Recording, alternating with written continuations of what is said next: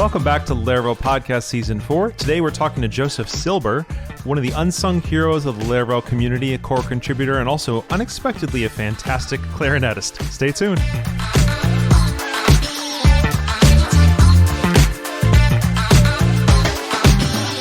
All right, welcome back to the Laravel Podcast Season 4, where every single episode is about a single topic. And today, our topic is about authentication and authorization.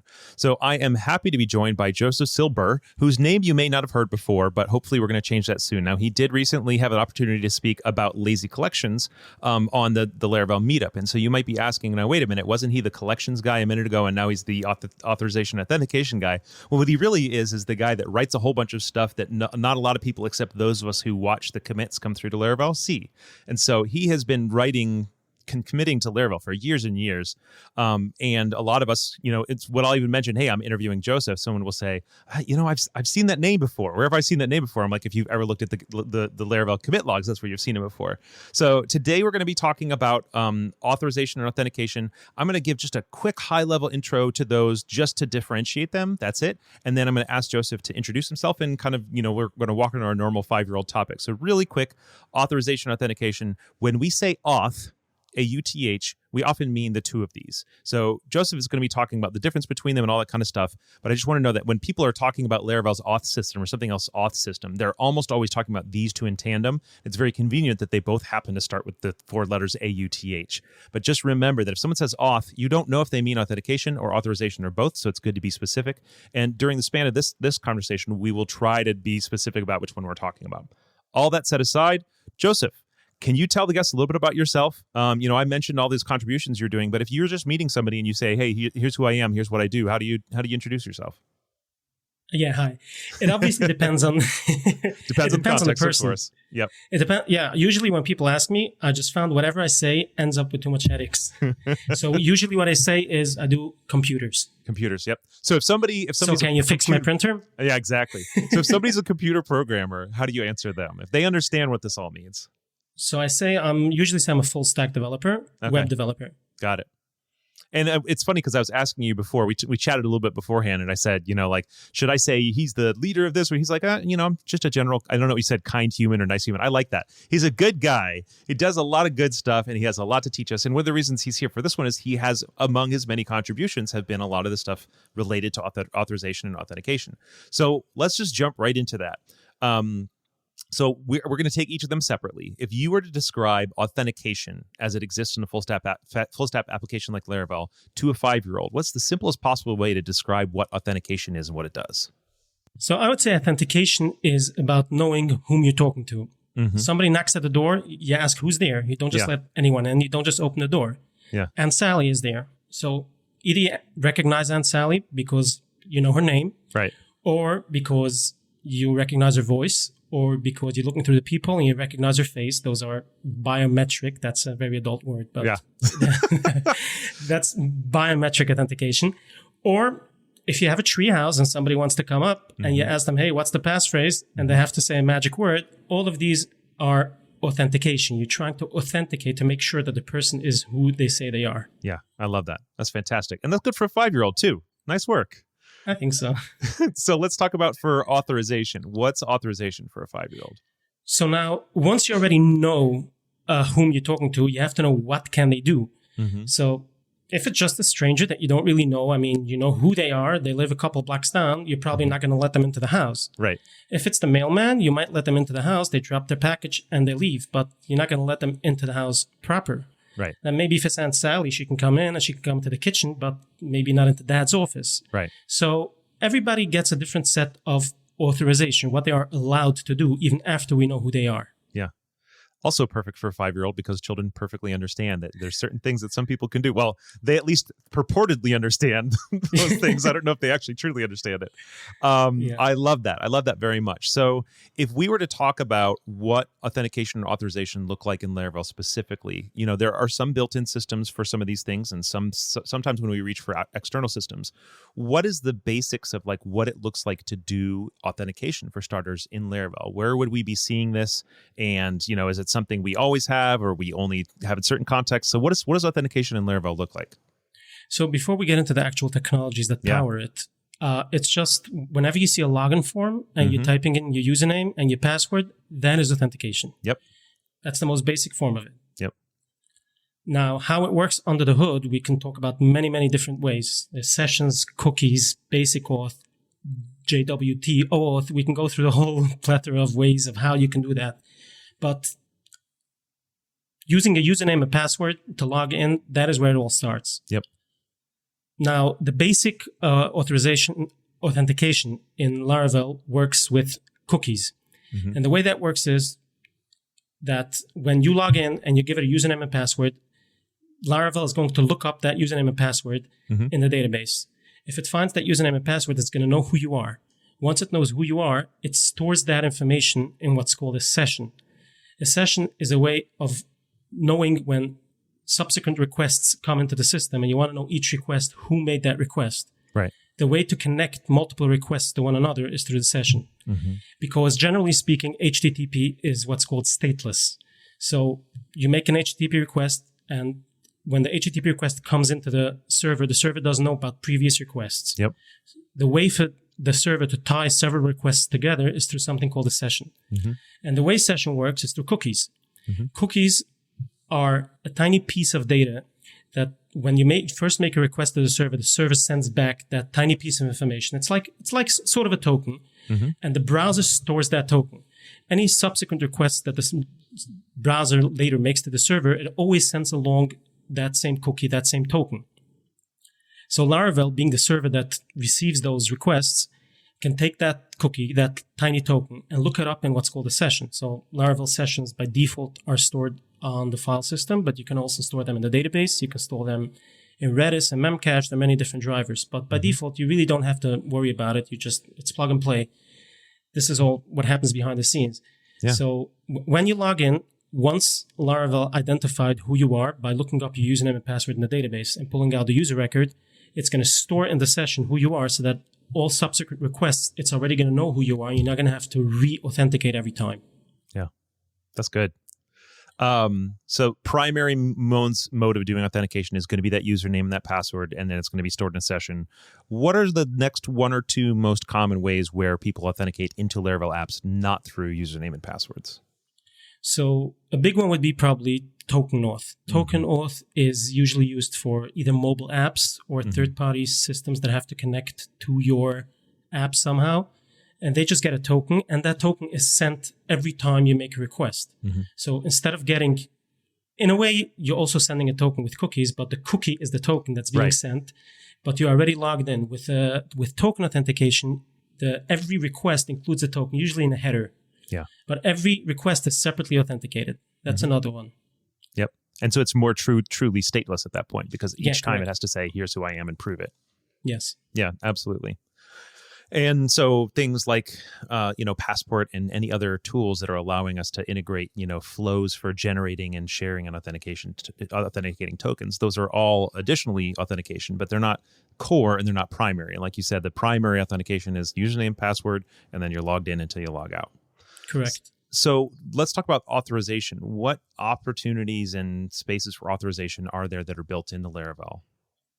So authorization, again, you can think of it as, let's just think about blog posts, because that's the canonical example that everybody uses. If you want to create a new blog post, you need authorization to do that. If you want to delete a blog post, you need authorization to do that. Any action you want to take in the system, either doing something or reading something, viewing something, you always need to be authorized to perform that action. Right. So, yeah, that's the idea. Yeah. So the way it works in Laravel is Laravel has something called a gate. And the gate, you can think of the gate as a literal gate. Yeah. Which, like I said before, Dad's office, I'm sure Dad's office has a door. Right. And that door is usually closed. Yep. And if you want to go into Dad's office, you need to be authorized to open that door and go in. So Laravel's gate, from a high-level perspective at least, is just a series of actions that you either can or cannot do, and you can ask the gate whether you're allowed to do that or not. Yeah. Yeah. And I love the idea, because it's basically, so with the gate in Laravel, you're defining those set of rules, and then later you're asking the gate, whether you can go through. So I'm imagining, mom's office and dad's office both have a gate in front of them, and each of them can have the rules defined differently. And so mom's office says can mom enter at this office, and the dad's office says can dad enter this office, right? And each of those can have those rules defined differently, and at any point you can ask the gate by mom or Sally or whoever else pressing on the gate and seeing whether or not it opens. And the open is the Boolean, right? Like yes can or no cannot. And everything else is really kind of basically everything in Laravel. If you're using Laravel core, you're either saying here's a gate rule or here's a tool to allow you to ask the gate, can this person do that thing, right? Yes. Yeah. Yes. Riffing on that original example. Great. Yeah. And what a wonderfully simple way of thinking about something that can often feel overwhelming. I really appreciate that. Because often people, when they're approaching the Laravel authorization, it can feel overwhelming. And it really is a gate : something. And it's basically you're saying allow this given this, or deny this given that. And then later you're asking can in so many different contexts. User arrow can, or using the @can thing in Blade. There's all these different spaces that are just allowing you to ask the gate, can this happen given this context? That's it. And that's super simple. Now, because of the way it's built in Laravel, we've got username and login, which is very, very, very, very common. Username and password logs you in, all kind of stuff. And then the second one is the ACL system. Can you explain what ACL means? Sorry, I shouldn't drop that acronym. I know what it means. It's access control or something. Yeah, it's access control, and sometimes people say layer and sometimes people say list. I don't even know which is the correct one. Yeah, but ACL in general just means what we just described, right? Mom's gate and dad's gate. It's that gate, it's that definition of who can do it or not, and then the ability to ask the question of can this person or can this entity do this something or not. So you've got, with Laravel, you've got the built-in auth, you've got that built-in ACL. But with one thing, and of course I'm definitely asking this because it's you, but one thing I think is most common in the authorization space that is not included out of the gate is roles. So I want to talk a little bit about how roles play into authorization, and just I think this is a perfect time to introduce your package bouncer. In what way, if somebody understands the basic ideas that authorization is asking the question of can I do this or can I not do that, how do roles play a role in that general concept? And knowing that roles aren't supported in Laravel by default, could you tell us a little bit about Bouncer? Yeah. So roles in general is the easiest way to think about roles is to group a bunch of people or users together and give the whole set a list of abilities at once. Yep. That's basically all it is. Yeah. Like in every... Back to our blog, yeah? If you're an editor, then you could probably edit posts, or you can create new posts. If you're just a subscriber, then you can view posts, but you can't edit posts. Yep. So we don't want to have to give these abilities individually to each user. Exactly. We want to be able to group a bunch of users together under one common name, which we're going to call a role, and then give abilities to those roles. Yep.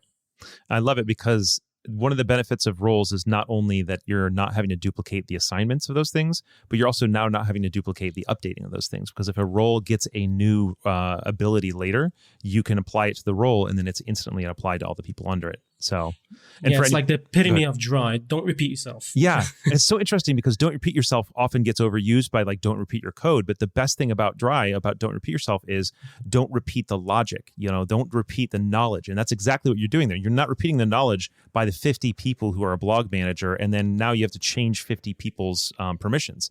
You assign those 50 people the blog manager role, and then you can change its permissions once. And in the in the family's house, there might be a role for parents, and there might be a role for the person who actually works in this particular office day to day, and there might be a role for immediate family members and a role for distant family members or stuff like that.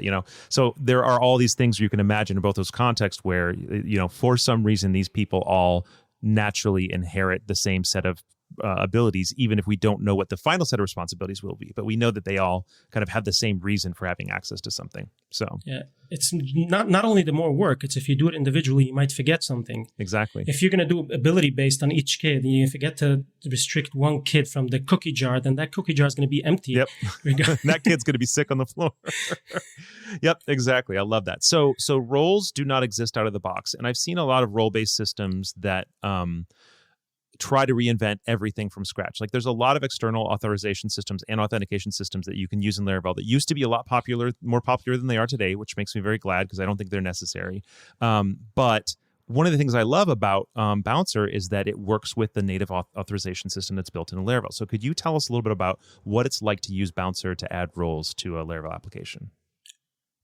Yes. I guess Bouncer is not just about roles, it's also about permissions. And maybe we should start first by talking about how Laravel's built-in ACL works and how you use it. So Bouncer's built-in ACL works by defining abilities on the gate. That's the simplest way. So Laravel's we do gate. Does. Yeah, sorry. Yeah. Yes, Laravel's built-in gate works that way. So you write gate : define. Mm-hmm. You pass it a name of an ability. So let's say a string, just a random string, anything that you use to identify some sort of action. For example, edit settings. Mm-hmm.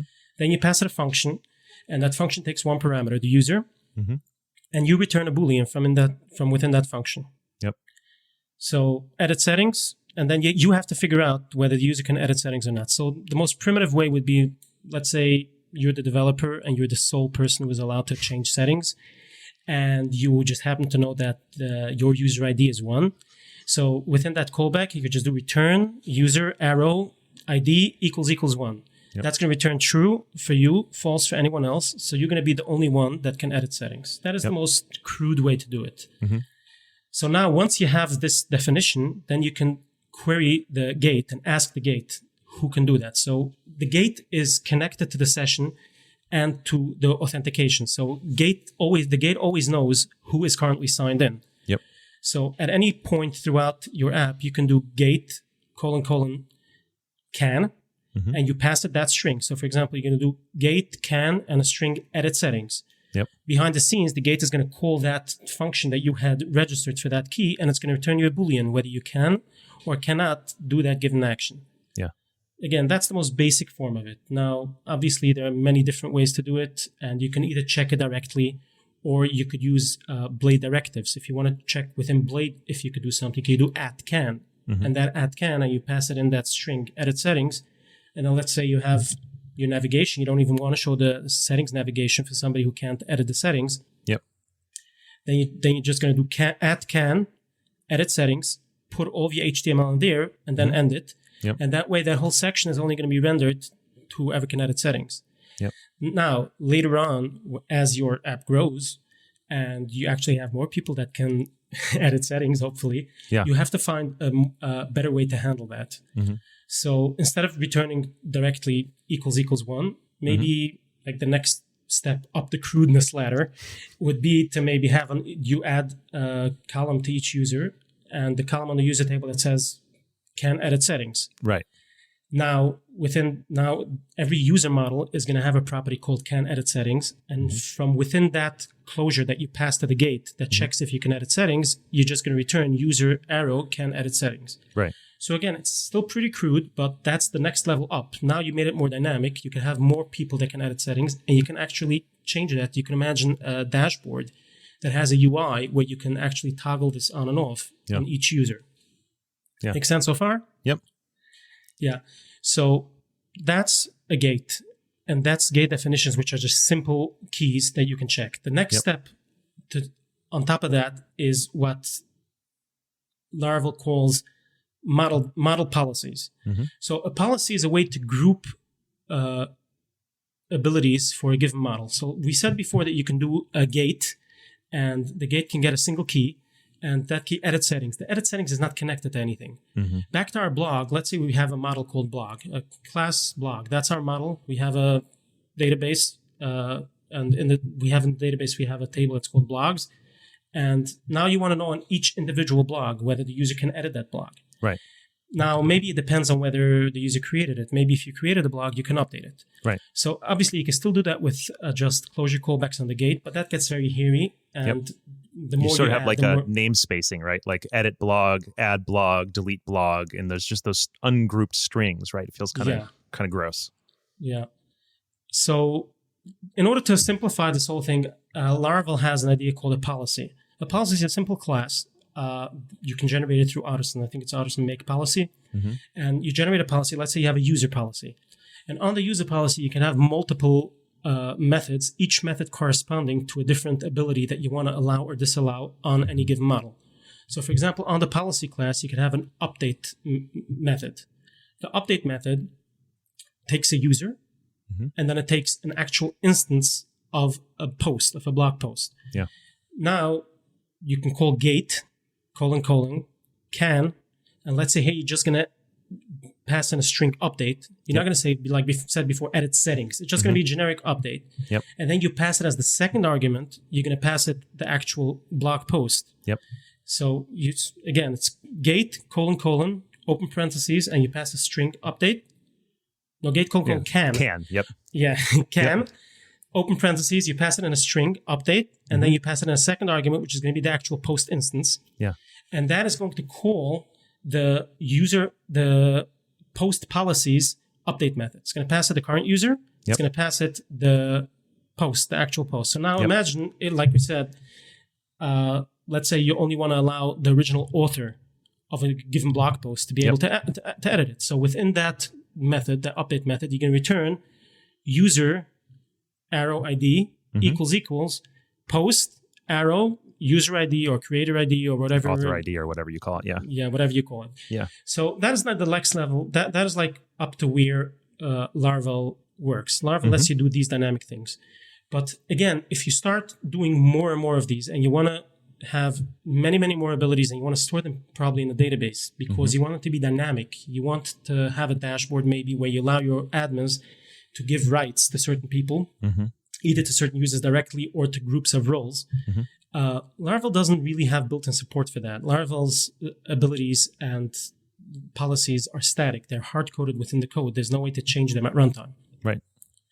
So that's what a package like Bouncer is trying to achieve, that you should have a way through the UI of your application to add and remove roles or add and remove abilities from roles and from users. Yeah, that's beautiful. And I actually have only ever interacted with the roles aspect of it. Does it come up with its own pivot structure on its own already for all this stuff? Yes, it comes with its own migrations. Yeah. Okay. Yeah. So if you've ever find yourself in a context where, just as Joseph was just describing, you were building those closures and realizing, you know what, I need to be able to define all these things. What's the best database structure? And I allowed this person to be assigned a single role by adding a role underscore ID to the user and then a roles table or something like that. But then you realized you also wanted to be able to do roles, but then the client also wanted you to say, well, yeah, but that role plus this one ability, or maybe all of a sudden they have to have multiple roles or something like that, right? So you can do those things in Laravel. It's not as if Laravel doesn't support you doing it, but it's not defined how to do those things. So Laravel takes you up to one point, and then you have to make that structure up. And so what Bouncer does is it has an opinion of how to do that structure and a whole bunch of tooling built around it, so you don't have to reinvent that kind of second half of it every time. Is that like a good way of describing it? Yes. But crucially, like you said before, you mentioned it before in passing, but I just want to be clear about that. Many of the ACL libraries out there are completely standalone. Yep. And once you use them, they're not fully integrated within Laravel. Yep. There are a few packages, and Bouncer is one of them, that fully integrates within Laravel. Yeah. So when you use Bouncer, you're only interacting with Bouncer when you grant abilities or when you remove abilities or roles, etc. We're not gonna. This is not a tutorial for Bouncer. Yeah. But once you get everything into Bouncer, Bouncer takes care of everything. From that point forward, whenever you want to check abilities or you want to authorize routes or resources, anything you do from that point forward, you do the standard way with Laravel, because the way Bouncer works is it hooks into Laravel's own gate. And everything you register in the database ends up being registered at runtime within Laravel's gate. So whatever you check at the gate is actually going to be checked through Bouncer. So there's nothing left for you to do. Does it do a single query when each kind of request loads all the information needed for the current user to figure so that gate can answer it? Yes, so it has multiple modes that you can set depending on what you need. So by default, what it does is as soon as you make a request for any sort of authorization for a single authorization request for a user, it's going to create a database for all of their abilities, hold all of their abilities in memory, because most likely subsequent checks are going to be for that same user. Yes. Yep. So but sometimes people have like hundreds or thousands or even literally tens of thousands of abilities. Yeah. Then it doesn't make that much sense. So it has a mode where you can set it so that it only pulls a single ability at a time. Got it. I love it. We could obviously do a whole podcast on Bouncer, but I wanted to make sure because I think that the number of times that folks have come to me not understanding what's possible within Laravel and also not understanding the best way to go about moving past what Laravel offers by default it's just crazy. And it's crazy also in part because I think it's because many of the large auth systems are adaptations of ideologies or actually code that existed before Laravel had full ACL. And so we're working with a client right now that has one of the larger and most out-of-date Laravel authentication libraries built in. That was the biggest library, but now it's not hooked into Laravel core, like you're saying. And so now they're forced to be kind of really separate from the Laravel way of doing things in a lot of ways. And so for me, I'm always saying I want to keep it as close to the core as possible. And most of the time when somebody's using an external package, I'm like, are you sure you really need that package? But this is a circumstance where you do, but come on, use the lightest package you can that hooks in. So anyway, that's one of the reasons why I'm super grateful for Bouncer. But okay, so let's move on a little bit. We've talked a little bit about what authentication is and authorization, and I'm sure more of it will come up. But usually the next kind of point I come to at this point is, when's the last time you used this system? Well, okay, it's obvious the last time you used the authentication system, but and you gave a couple examples of authorization. You're doing something like a user can update the settings or anything like that. Are there any kind of examples of when you or you've seen other people use authorization systems where it might be something that people wouldn't have thought of to use an authorization? I know I didn't prep you for this question, but I just want to see if you have any. Is there anything that you kind of feel like people who aren't super familiar with authorization, it might help their brains to think about, or is it more kind of like once you get it, you get it? I mean, it's important for people to understand that these two concepts of authorization. There's authorization that is connected to a section of your app, like you said, settings or a dashboard or some sort of, and then there's authorization for individual specific entities within your application.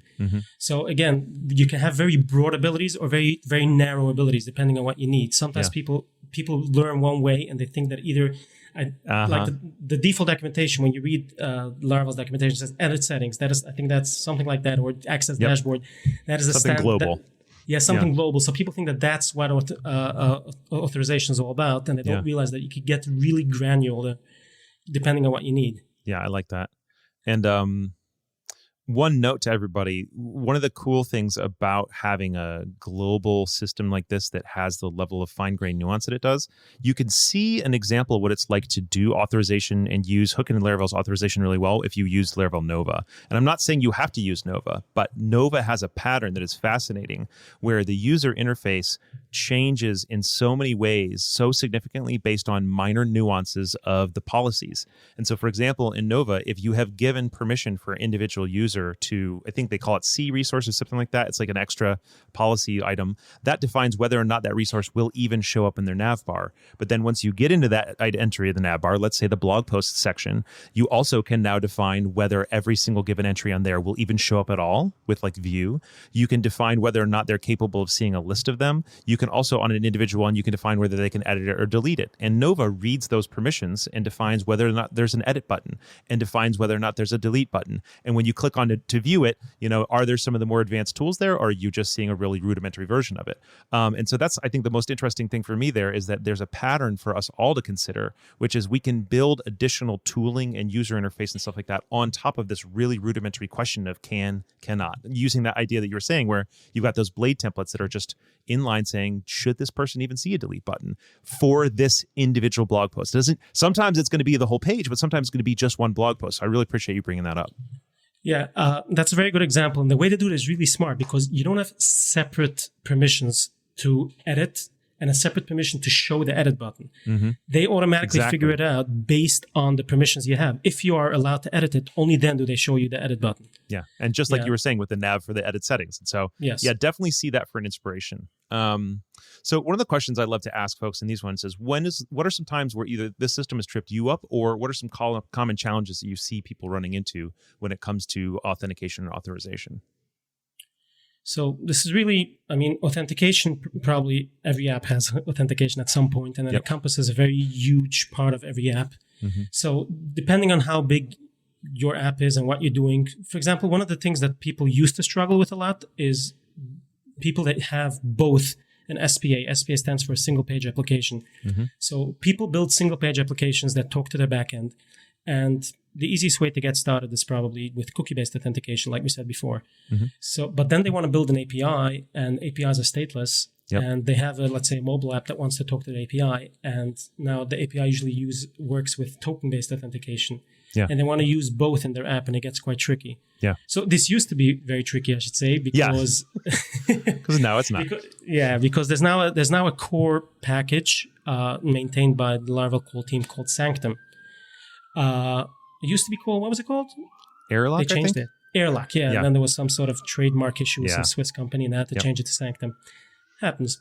Yeah. So Sanctum is a first-party package that you can install that seamlessly makes both cookie-based authentication and token-based authentication work within the same app. Yep. So if that is something you've been struggling with, look up Sanctum. That's going to help you. Yeah. And for clarity, that's most going to be helpful when you're accessing the same routes from both. Whereas if you had a normal web app that's accessible by cookie-based authentication and then an entirely separate API that's only accessed by the API, it's no big deal. But if you've got JavaScript components that are authenticating themselves based on your cookie that also need to hit those routes, that's when you start kind of getting into those questions. And when there's not a default way in a lot of non-Laravel spaces to even think about how to do that. And I remember definitely like Adam asking people on his podcast, like, so how do you actually handle this sort of authentication? And people are like, So yeah, Sanctum is brilliant and beautiful for us. Yeah, so just to be clear, you're right that this whole issue only arises if you're using the exact same routes for both. But let's just be clear what you would do if you're using separate routes. So we haven't even touched really about how authentication works. Maybe we should go back to that. Yeah, probably, yeah. So back to our simple cookie-based authentication. So what happens is you put in a username and password, and I guess at some point you registered as a user. In theory, yeah. So yeah, in theory. We're going to get back to that soon. So you registered as a user, and now your username and password are stored in the database. Obviously, your password is hashed. Should we get into that? Yeah, Joel, just real quick, what kind of hashing is it? And why? How do I know that you're not just storing my password in or why plain shouldn't text? Yeah. Yeah. Oh, why shouldn't you? There's that too. Yeah. I guess you could start there. Yes. So the very first thing I could say about authentication is never try to hand roll it. People try to write their own thing. There are too many gotchas and too many security issues that can arise. Laravel has been around for years. It's been battle tested. I mean, Laravel actually has had some minor security issues, and they're patched right away. And the whole community is notified about it. So Laravel is really on top of their game when it comes to security. Never, ever attempt to write your own authentication. Amen. Unless you're Facebook or Google. Yeah. So hashing, the idea of hashing is that you never want to store people's passwords directly in your database as plain text. And the reason for that is that, unfortunately, people reuse their passwords everywhere. So if you have a little thing that you don't really care much about and you're not really securing your server that much, people are going to use their password that they use for their bank account, and they're going to use that on your app. If one day your app is hacked and people get access to your database, they're going to have a whole slew of usernames and passwords that they could just try and all random. They're going to go to Facebook, they're going to go to Google, they're going to go to Chase, to TD, to anywhere they can go, and they're going to try to log in. So that is why you never ever want to store your users' passwords in your database. However, if you don't store their password, how do you know later on when they're logging in? How can you identify them? So the answer to that is hashing. And hashing is some sort of mathematical algorithm where you can take a piece of text and you run it through the algorithm, and what you get out the other end is a whole bunch of gibberish that doesn't mean anything. The only guarantee you have about that gibberish is every time you run through a piece of text through that hashing algorithm, you're going to get the exact same gibberish. Crucially, there is no way to get back from that gibberish to the original text. So if somebody hacks your database and they find that gibberish in your database, there's no way for them to find the original password. So hashing means when you register and you create a new password, Laravel is going to run that password through a hashing algorithm, and it's going to store that hash in the database. Then when you try to log in and you log in with a password, you're obviously writing your password in plain text. But when Laravel tries to log you in, it's going to take that password, run it through the hashing algorithm again, and then it's going to check whether that hash matches what's in the database. It gets more complicated with salt and actually pepper. Laravel doesn't use pepper. I was going to say, I don't even know about pepper. Sheesh. So just in short, salt is another piece of text that is added onto the hash, and pepper is a token that you can keep in your app. Oh, okay. We want to get into that? No, let's talk about salt real quick, because salt. So there is a salt that's used in hashing, which is I always forget which the app key isn't used for. So much that the app key is only used for encryption, not hashing. Yeah. So go ahead. Okay. So one of the problems with hash that hashing doesn't solve is what's called a rainbow attack. Mm-hmm. And a rainbow attack means that if somebody gets access to your database and they have a list of usernames and passwords, now even if the passwords are hashed, they have an easy way to get back to the original password. And the reason for that is because people aren't careful, and the same type of people that use their password for their bank account and for your app are the type of people that use a password 1234. Yeah. So what these hackers have learned many years ago, I mean, the industry has moved on from that, but what they've learned many years ago is that they can compile a rainbow table, which basically takes all the common passwords and hashes them. So you take, let's say 1234 is a common password. You take 1234, you pass it through the hashing algorithm. Yeah. And now you have a string that if you ever find this string in a hacked database, you know that they had that password originally. And then you can try that password in the bank. Yep. And you can find the top million passwords, store them in a rainbow table, and it's very easy to look them up. Woof. So, yeah. So to mitigate that, Laravel uses something called a salt. Mm-hmm.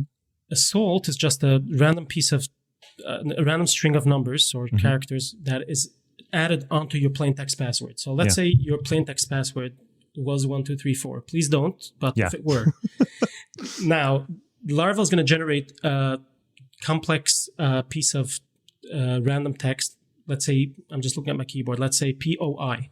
Mm-hmm. Okay, it's going to be more complex than that. But let's say it does POI, and then it has a $sign. Not that it matters, but it's going to do POI on one side, and then 1234 on the other side, and hash it. Now it's going to take the resulting hash, and it's going to add on to the resulting hash of gibberish.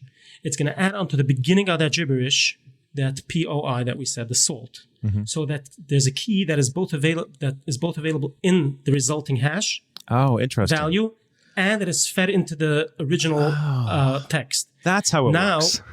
And it's different for each one, right? It's different for each one, but it's stored within the database. Yep. Mm-hmm. So when it's in the database, you can get that first part, which is the salt. Yep. So that's why everything before the $, basically. Yes. Yeah. So even with hashing, there's no, once you hash a password with salt, there's no way to look it up in the database. So Laravel can't query the database. Find me a user with this username and this password. There's no way to do that. Yeah. It has to find the user by username. Once it has it, it can look at the hash, take out the salt key, concatenate the salt key together with a plain text hash, run it through the hashing algorithm, and then compare it. And what you meant was, and I know that you got this, but I want to make sure that people hear what he meant was concatenate that key with the plain text password, and then hash that, and then compare it against the, Yes. Totally. That is salt. Pepper, if you want to talk about it, Laravel doesn't use pepper, but pepper is when, in addition to all this, you also have a secret key. Like if you would be using the app key on top of that, so that if somebody hacks your database, but doesn't have access to your actual application, then that gives it another layer of security. But that's really rare, and that also means that if you ever lose your app key, then all of your users' accounts or if you ever have to reset your app key, then you have to reset. That's why Laravel doesn't use it. Yeah.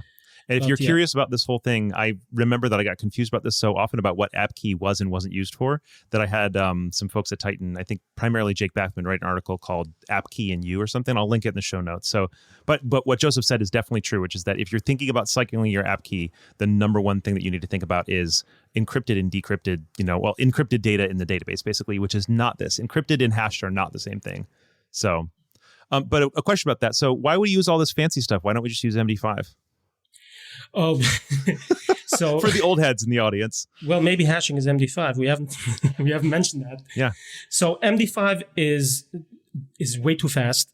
So you want to find what you want with a hashing algorithm is two things. Number one, you want it to be single directional. You want it to only be able to go from the plain text to the hash. Yep. And not from the hash back to the plain text. That is one thing. Yep. And the other thing is you want it to take a while. Yeah. And that is a little which is crazy. It takes a while to get that. So explain that if you don't mind.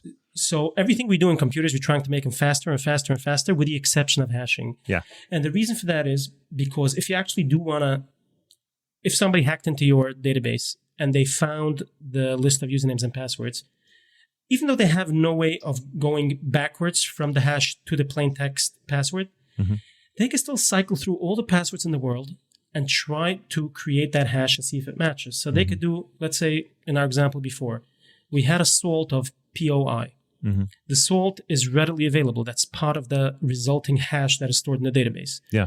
So they could do POI, add on a $, then add any password. Let's say, PASSWORD. That's a very popular password. Yeah. Unfortunately. Yeah. So they do that, and they run it through the hashing algorithm, and they see if it matches the hash. If it doesn't, they move on to the next one. So instead of a rainbow attack, what they're going to do is they're actually going to spin through all of the popular passwords with this particular salt. Yeah. So they can't look it up in a general version. Yeah. So, and computers are very cheap these days, and cloud computing is very cheap, and NVIDIA will sell you a graphics card that could do millions of these in seconds. Yeah. So what you want to do is you actually want to make the hashing algorithm you use, you want to make it as hard as possible and take as long as possible without actually affecting your user experience. Yeah. So you want it to be long enough so that you want it to be short enough so that a single hashing algorithm, when you log in and you only have to hash a single one, should be fast enough. Yeah. But if you want to hash a bunch of them, it should take you a good couple of years. Yeah. So that is what we're doing. And Laravel gives us all of this for free without you don't even have to know all this. We're just sharing this with you. But. Yeah. And if you do want to super nerd out about this, Laravel uses a method called bcrypt, and you can learn a whole ton more about that. But something that was added recently, which is really cool, and I don't know if you were involved in this, is the ability to define how many rounds it's using. And basically that's just how long it's going to take to run every time. And so there's an environment variable, and again, I'll link to it in the show notes, that basically allows you to define that. It's default to 10, but if you're worried saying, oh, well, what if ours isn't secure enough? Or what if these passwords need to last for the next 10 years and processes are going to go a lot faster? You can always amp it up if you want. So yeah, but unless you're a bank, you probably shouldn't worry about it. Exactly. Yeah, you shouldn't. Yeah, but just for those people, you bankers or future bankers. I love that. That is so helpful. Just because I'm paranoid doesn't mean they're not after me. Yeah, exactly. So before we move on to just kind of like what's, other topics, things to topic, are there any other common challenges or gotchas that you think that make people get stuck on learning authentication or authorization? Okay, so first off, which is very important that you had started this podcast with, is never to confuse authentication with authorization. And just to confuse people, the HTTP spec, I don't know if they set out to confuse people, but the HTTP response for unauthenticated users is 401. Yeah. The HTTP response for unauthorized is 403. But the names for these responses, for these HTTP status codes, are confusing because 401 is 401 unauthorized, even though it is a response for unauthenticated. And 403 is forbidden, which actually does make sense. Yeah. But 401 unauthorized means you're not authenticated. Yep. Which it's funny because if you're not authenticated, you're sort of not authorized because you're assuming that you're hitting a route that has, authorization requiring you to be at least authenticated, which is interesting because an authorization, and sorry, just to go on a nerd tangent, authorization could include directives around what guests can do. So in theory, you could be unauthenticated and still That was added to Laravel recently. Oh, yeah. Okay, cool.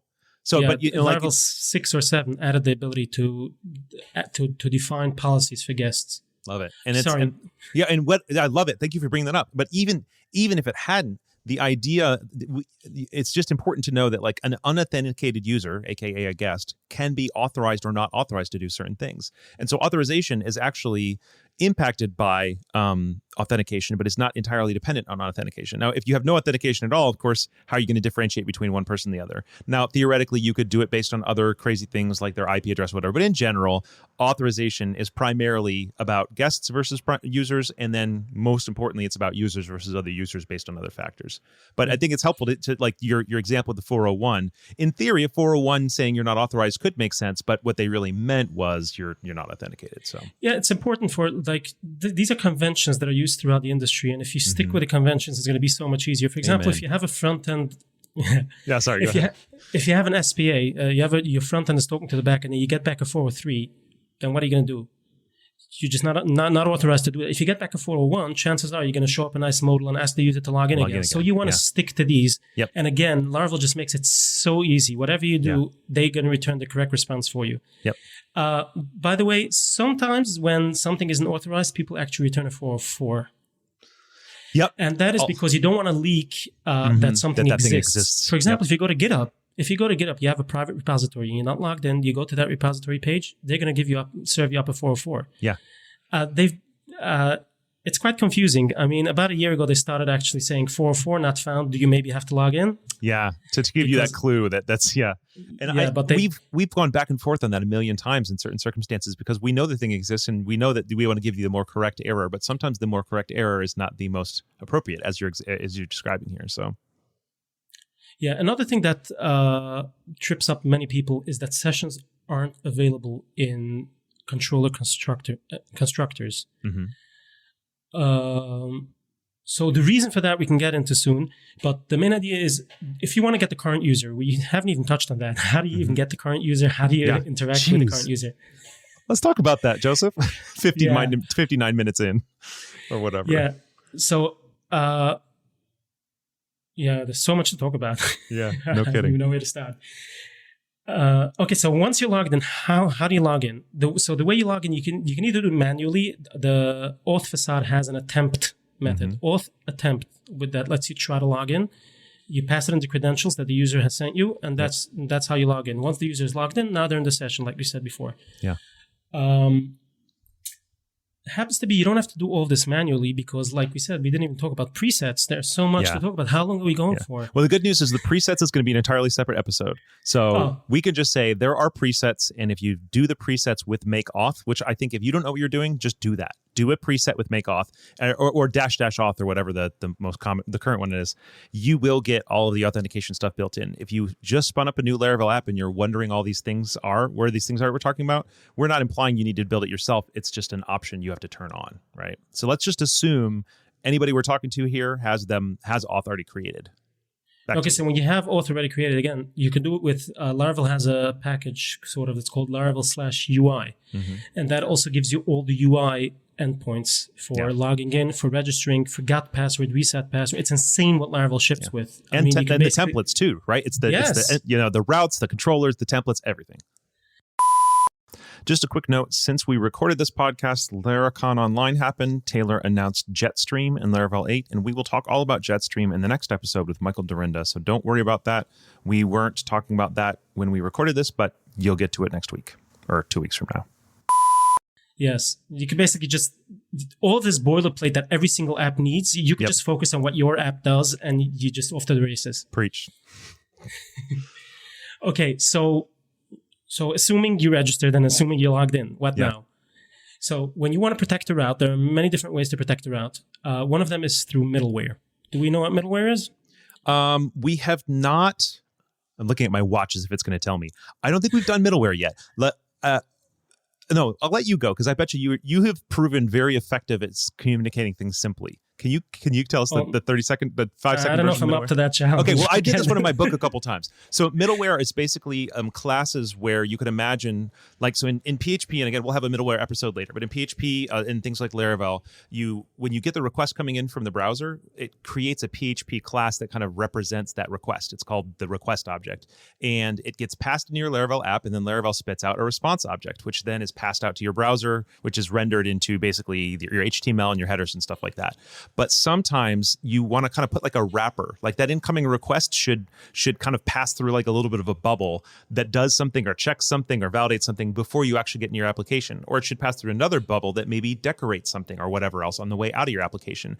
And so it's kind of like a way to say, these are like, it's like the city walls a little bit, like, but you're not protecting, you're maybe checking or guarding, whatever. So anyway, as every request comes in, it kind of goes through your middlewares, all of them, both the deep built-in Laravel ones and also any custom ones you added. And then it hits the app. And then the app, which is like your routes and your controllers, whatever else, does its work. But then when you return something at the end, a view, a response, whatever else, it goes back through those same middlewares, but in the opposite order before it actually goes out to the end. So middlewares are basically the way for you to do the most global things.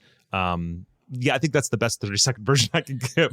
So there's a middleware that has to do with Auth. Tell us a little bit about it. Okay, yeah. So you explained it very well in detail. In short, what I would say middleware is it lets you hook into every request before it hits the controller. You can do whatever you want with it. And when the controller returns a response, you could also intercept it and do whatever you want. Perfect. Much simpler. So, yeah, but... but you explained it in more detail how it technically works. Sure. So middleware is every piece of middleware in Laravel is a class, and that class can do something with a request. It gets handed a request and it returns a response. So authentication is a built-in Laravel middleware. If you assign that middleware to a route, we'll get to a minute how we do that, then the request is going to pass through that middleware before it even hits your controller. And if it's going to check if the user is currently logged in. If the user is logged in, then it's just going to continue on its way and hit your controller like it always does. Yeah. But if it doesn't, your controller is never going to be hit. So your controller doesn't even have to bother itself with authentication. Your controller can always assume that there's a user ready there to be used. And the middleware is smart enough that it's not just going to return a 401. It's going to check. If it's an AJAX request, then it returns a 401. If it's not an AJAX request, if it's a regular request, then it's going to redirect the user to the login page. And again, all of this you get for free by sticking to conventions and using what Laravel ships with. It's just easier, trust me. Yeah, and if you're going to want to put that middleware in, you've probably seen it somewhere in the basic code. But basically, you're going to wrap you're going to add it to a single route, or more likely, you're going to wrap a whole bunch of groups with a route group, or a whole bunch of routes in your route group, and that route group is going to say something like, middleware arrow auth or something like that. And that auth string, AUTH, is a shortcut that points to that class. And it's bound in the HTTP kernel. But that shortcut passes to Laravel the understanding that that particular route or that group of routes should all be basically wrapped with this middleware. And then if you're curious, you can go look up what does auth point to. Well, it points to the redirect if authenticated.php, right? And you can go look that up. And there's another one. There's guest as well, which is basically the inverse, right? Yes. So guest ensures that the user is actually not logged in. So for example, if you have a login page, and I'm already logged in, and I somehow hit that page, you want to redirect me, I guess, to the home page or whatever. So you just can do, if auth guest, then just redirect there, and you're done. I just love these names. I don't know where Taylor gets these names. As much as possible, all methods in Laravel are usually a single word. I don't know if you remember back in the day when Taylor released Laravel 4, we went from Laravel 3 to Laravel 4. There were some breaking changes, not that many. One of the changes was that we used to have methods would be snake-cased, not camel-cased, just like functions are. But since we switched to PSR, which PSR is it? I don't know which one. The PSR. It might have been 2, but I'm not sure. Yeah, I don't remember now. But one of the PSRs, that's about the syntax says that basically it stipulates that functions on standalone functions are snake-cased, methods are all camel-cased.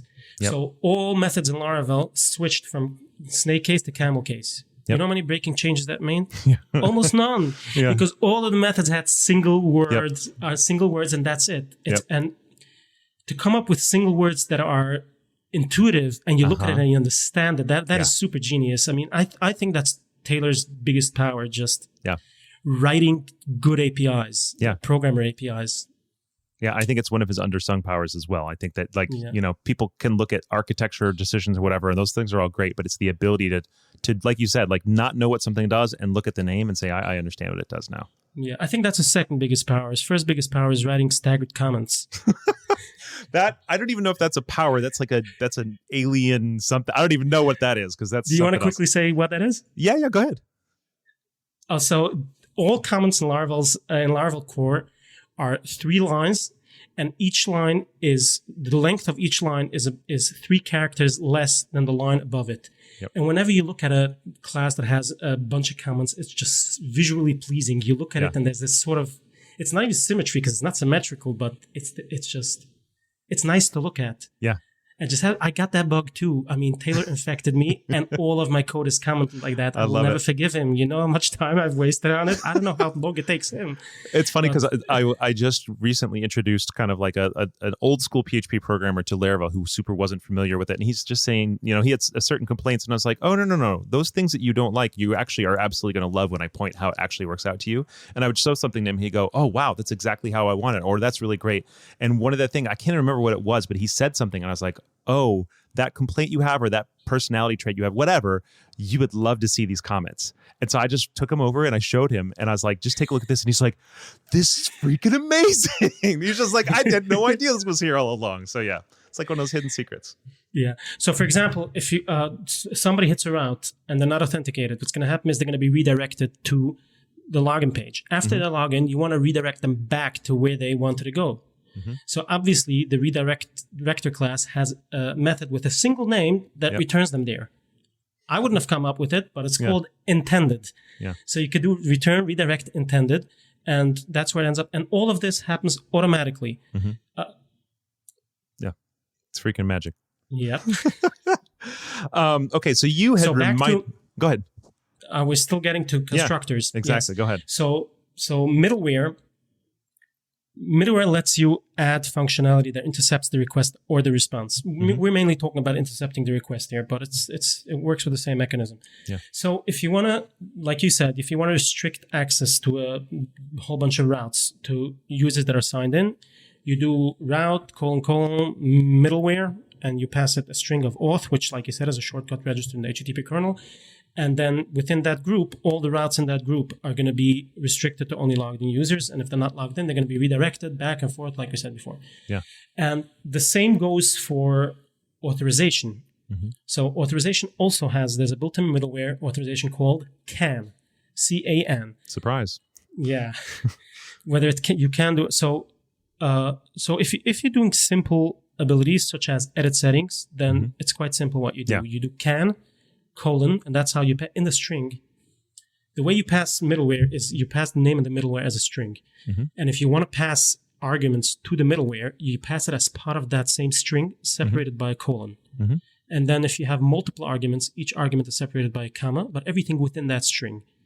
So, for example, if you want to restrict a section to only users that can edit settings, and that was our original example, you would do middleware and pass it a string CAN : edit dash settings, and that would be the whole string. Yeah. What that would do is it would call the middleware with the string edit settings, and that would be the ability that is checked at the gate. So again, everything works together. Yeah. And if the user is not authorized to edit settings, they're just going to get a 403 response. Otherwise, they're just going to keep on going on their merry way. So that's the story for simple abilities. But then we have model abilities, and it gets a little trickier. Yeah.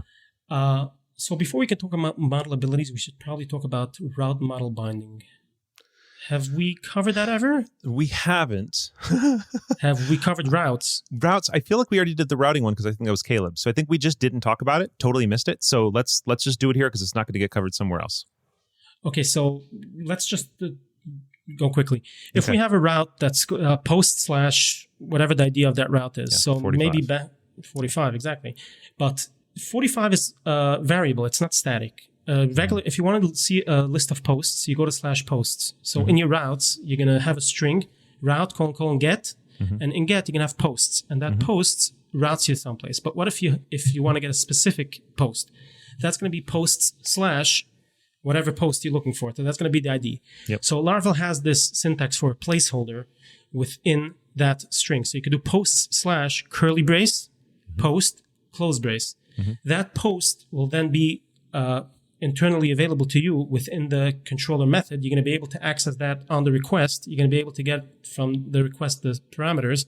That's going to be a parameter to the request. It's called post. Now, by default, what's going to happen usually is that you're just going to get it off the request. But what do you want to do with that? It's an ID of a post. The ID itself doesn't serve you much. What you want to do is probably look it up in the database. So what you can do is you can accept a parameter called post in your method. You type hint it with a post model, and Laravel automatically figures out that what you actually want is that specific post with that specific ID. And if they're named the same, you could do that explicitly to wire them up, but implicit route model binding is if the name of that placeholder within the route matches the name of the argument that is being passed into your method. If the two match up, then Laravel is behind the scenes automatically going to fetch that record from the database and inject it into your method so that when you get that method, you can right away. Again, these are more and more steps that are just eliminated from you, and you just get to focus on your app. You got your model instance already. You don't have to look it up. Yeah, go ahead. Yeah, not only that. What if the model isn't found? The model doesn't exist. You probably want to return a 404. That's already handled for you. Everything is handled for you. Yeah. Now, back in the day, I think it was Laravel 5.2, people were running into issues with this because they had their middleware bound, And what happens is route model binding fetches the entity from the database. Mm-hmm. Now, people were doing some sort of authorization checks in there. So people have, let's say, deep global query scopes. We covered that? Not yet. Nope. Query No, wait. scopes? We Wasn't did. that one with- We covered them, but we covered them pretty simply. So yeah, but basically it's a Go ahead. yeah, basically it's a way to tell Eloquent that every time I fetch something from the database, add certain constraints.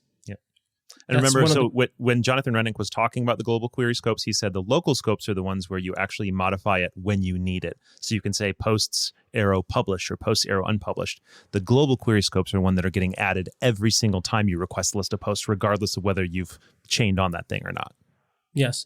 So so what people were doing is, for example, people wanted, like we said before, imagine you have a list of blog posts and every blog post has an author ID.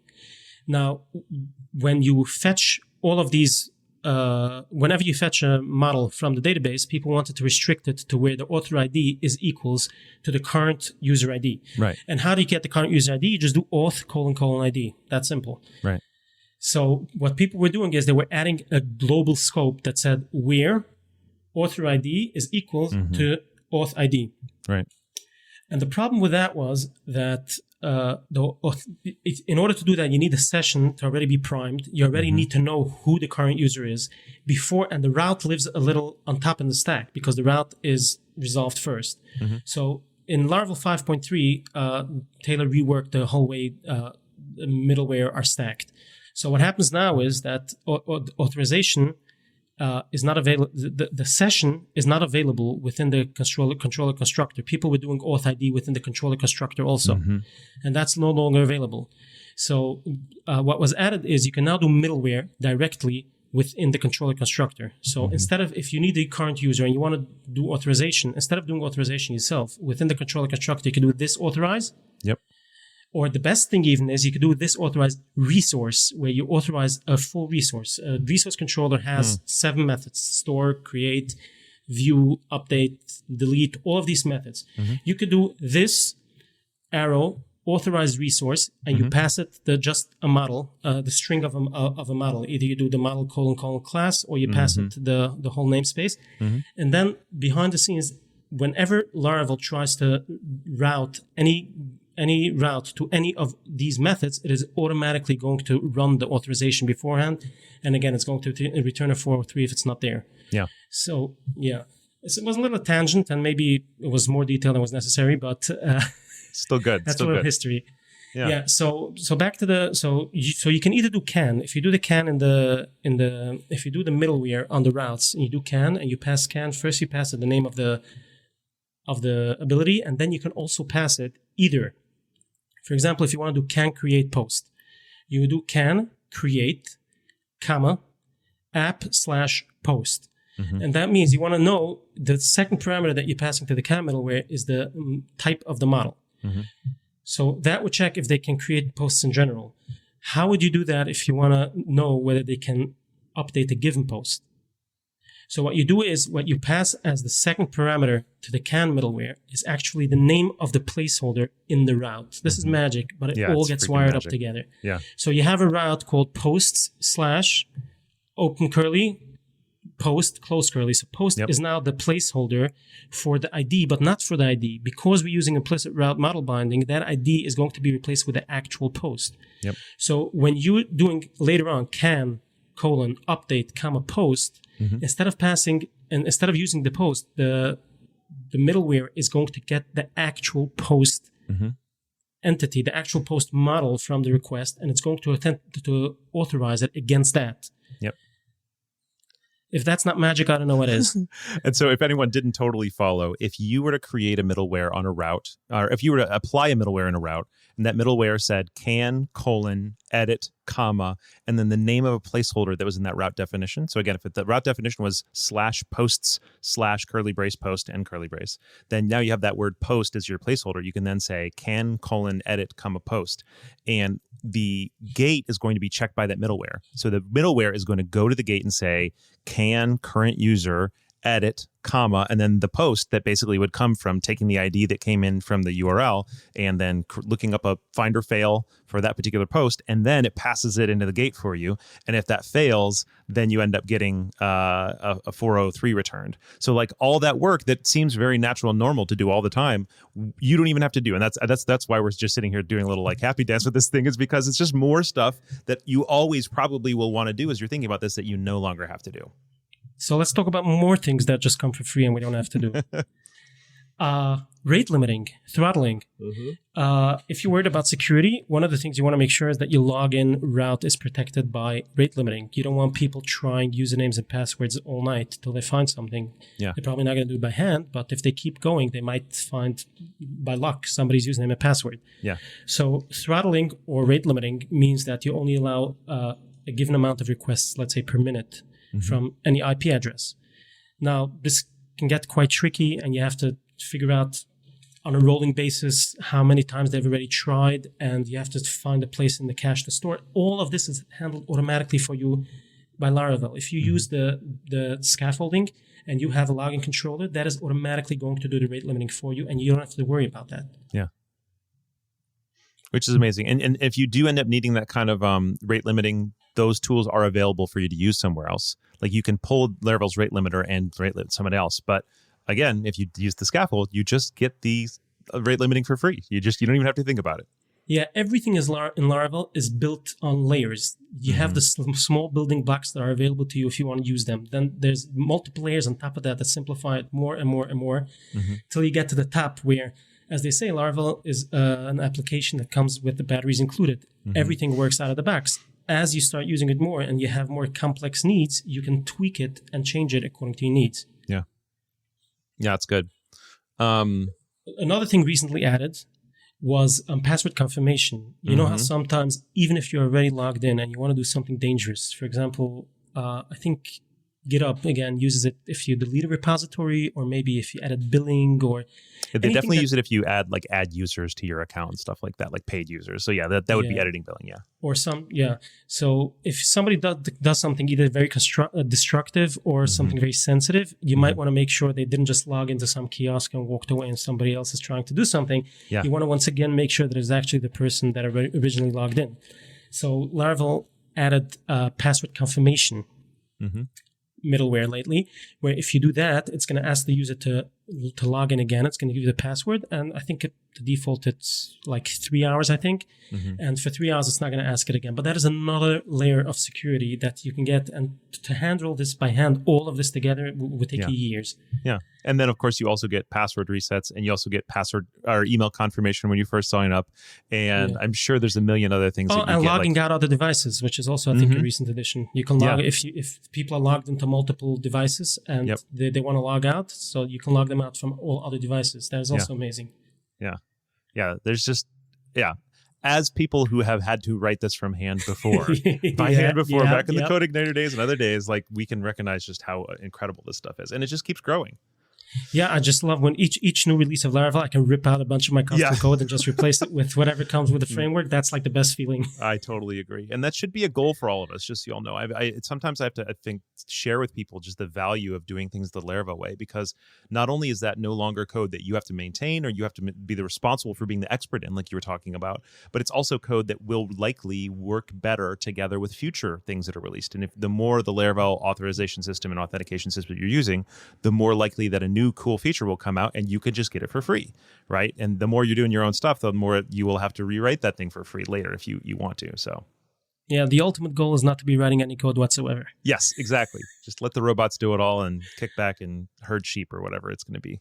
So okay, so since we're coming short on time, we haven't covered everything, but there's one thing I realized we hadn't covered, which is how do you get the currently logged in user or the guest or like the auth methods and the auth facade and stuff like that. So what are kind of like the most important things that you use day to day on either the global auth helper or the auth facade?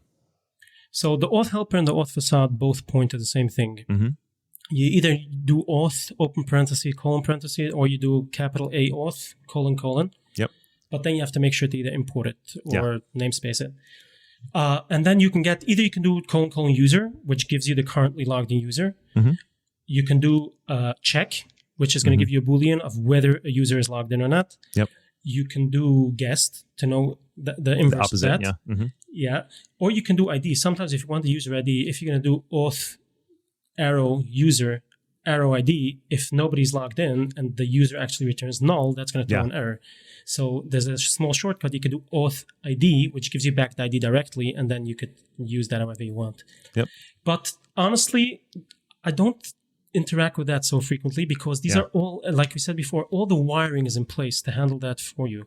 Yeah. You just set up your middleware, you just set up everything you need, and that's it. Yep. Maybe I use it sometimes in some global query scopes where when people create models, I want to know who created them. Mm-hmm. So I have some sort of global middleware, or even maybe a creating event. Mm-hmm. You know how you can do events in Laravel in Eloquent, when you create a new model, you can set additional attributes onto it. Yeah, so then you attach the author. But besides for that, I don't really find myself interacting with these directly that much because, like I said, everything is wired up. Yeah. I mean, occasionally I do, like if there's like a settings page, you know, sometimes I will directly modify the results of their saving the settings page on the auth user object itself. So you could do auth user update, pass an array of parameters, and then that's it. Yeah, that's a great example. Yeah. But yeah, in terms of day-to-day authentication and authorization things, you shouldn't really have to, because those things are all hidden behind @can or whatever, you know, all those very convenient things. If you do have the user, it is very nice to be able to say user arrow can or user arrow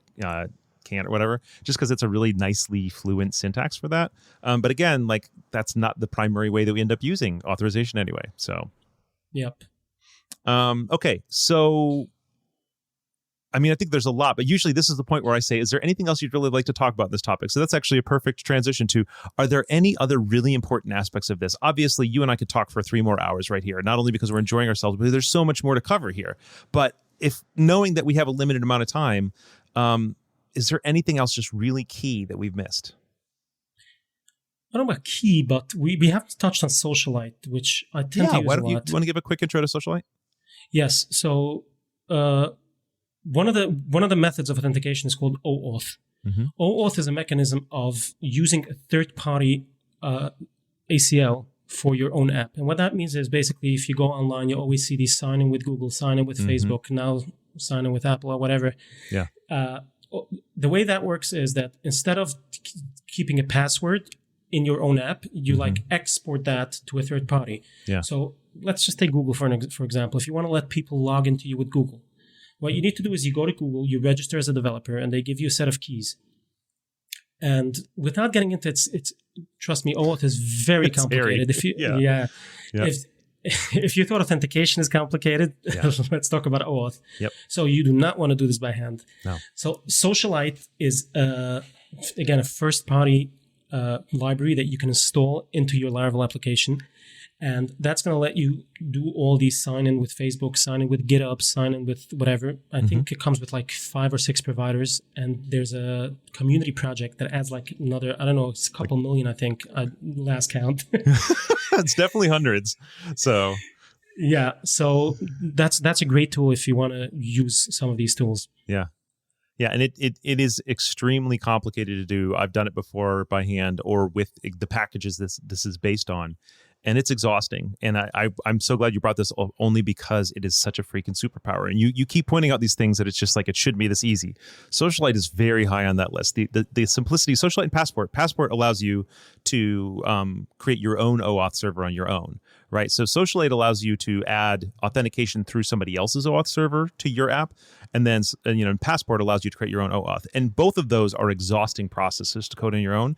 And with Passport and Socialite, it's just so simple. So, yeah, good call. We can also mention Spark. Yeah. So Socialite, everything we spoke about now are like free first part. I mean, everything is free here. How come? We have Laravel. Nice guy. That's all I got. We have Sanctum, we have Socialite. All these tools are free, but obviously some things are paid. So Spark is also a first-party package, but it's a paid package. Well worth it. And Spark is like, if we spoke about Laravel UI and Auth scaffolding and the UI for the Auth, Spark is like the next level of that. It doesn't just do Auth. It does user management, subscriptions, teams, everything you need. If you're building a SaaS where you have many people that are buying stuff, that are buying services from you on a month-to-month basis, and they have teams and you want to handle that, Spark is like the best thing ever. You install it, and it takes care of everything. It takes care of subscriptions, canceling subscriptions, changing plans, everything you could think of for SaaS. Again, the boilerplate gets out of the way, so you just write the code that pertains to your specific app and the value that you produce. Yep. Yeah, I love that. Spark is especially good for independent creators who care less about making sure that their admin dashboards look a certain way and more about just allowing people to use the admin dashboard. And by dashboard, I don't mean like Nova. It's more like can I edit my account? Can I create a team and, pay for my team while I'm in there? All that stuff comes for free. And of course, at that point, you're getting into a little bit more opinionated, right? Because they're actually defining the templates for those things and how team billing works and all that kind of stuff. So it's not as if Spark is for everybody, because there's some people who say, well, it must work this way, team management, dashboard, or whatever. Okay, then Spark might not be for you. But there's a lot of people who want to create a software as a service, and again, don't want to waste all their time learning how to be the 10 millionth software as a service to learn how to handle team billing, right? If that's you, Spark is for you. Like, get Spark, set it up with Spark, be willing to understand the fact that the Spark has more opinions than Laravel does because it's going further, right? So it has to be a little bit more opinionated. But if you can go in and say, look, just in order to launch, I'm going to work with Spark's opinions. And if I need to tweak them later, I will. Cool. But it's going to get you up and running so fast. The caveat there is if you and your whole team already know exactly how you want it all to work, you know exactly your tech stack and it's going to be React, or you know exactly how those backend panels are going to work, sometimes Spark might feel a little heavy for you. So Spark is not a global recommendation, but it is an extremely powerful tool, at least for me. It's an extremely powerful tool for the people who need it. Yeah. Couldn't have put it better myself. Love it. All right. So is there anything else we should talk on before we start wrapping it up this time? No, I think we covered all the basics. I love it. And then some. Yeah. So if somebody wants to learn more about authentication and authorization, whether in Laravel or as a broader topic, do you have any particular articles or tutorials or resources that you'd recommend for them? Yeah. So you asked this of all your guests, and more or less they're all giving you the same answer because the Laravel documentation is unbelievable. Yeah. The amount of effort that goes into that. I mean, there are so many open source projects out there that have amazing code and amazing functionality, but nobody uses them because they don't know how to. And the Laravel documentation is really next level. Yeah, I agree. And add on to that Laracasts, and you're pretty good to go. So between the Laravel documentation and Laracasts, I don't think you need anything else. Yeah, I'm with you on that one for sure. All right, so personal fun moment. So we had a chat a little bit before. I'm just going to be honest with everyone. I said, Joseph, you know what? I've known of you for so long, but I don't know you really deeply. And I was trying to kind of learn some interesting things about Joseph when we were talking. And he just kept being he's like, I don't know, this is interesting. I don't know if anybody cares. But one of the things that he shared with me is that he comes from an ultra-Orthodox community. And I said, well, I don't know anything about that. And I told him I know the very boundaries and the very edges. And just the fascinatingness of how little I know about, your life and your community and stuff like that could fill multiple podcasts. So I was like, how can I winnow it down to one fun little question? And you mentioned that you play clarinet. And I would love to hear what the sort of music that you're playing is. And so my question for you is, if somebody was interested in hearing the type of music that is played in your community, where would they go about even getting a chance to hear that? So, ultra-Orthodox Jewish music, sometimes called Hasidic music. I'll maybe give you the spelling for that later, and you can put it in the show notes. I know this one. Oh, you do? Hasidic, right? Yes, there you go. All right. And is ultra-Orthodox the same as Hasidic or not? No, but most Hasidic people are ultra-Orthodox. Got it. Okay, cool. So what's called Hasidic music, you can search for that on YouTube. You can search for that on iTunes and in Spotify. You can find that anywhere you want. I can give you some names of some popular artists. I was just going to say, if you give me some names of popular artists afterwards, I'll put them all in the show notes for everybody, okay? Okay, sure. That sounds exciting. Yeah. And I'll also, one thing I could ask you from right now for the people who don't want to go to the show notes later, could you tell me maybe not your favorite song ever, but if you just wanted to introduce someone into one of your favorites or one of the most well-known or one of the most representative songs from this kind of Hasidic music, what would it be? That's a tough one. I have so many good ones, but the audience is not familiar with any of them. If I have to pick one, it's a really old one. It's called, in Hasidic pronunciation, it's called Mizmor LeDavid. And that is Psalm, I don't know which number Psalm it is, but it was popularized by George Bush after 9/11. He said, "For though I walk in the valley of death," maybe you know which number that I is. should. You can look it up. I'll look it up again. But it's sung in its original Hebrew words. And it's a beautiful song. Maybe I'll play it on my clarinet. I'll give it to you to play here. Oh my goodness. If he sends me this clarinet audio, y'all, I am going to put it, it's going to be after the outro music. I'm actually going to put it right in the podcast, and I'm going to wait to release this until you see but if not, if you don't have it by then, I will link it in the show notes. So y'all definitely check the show notes of this one for sure. I have to warn you.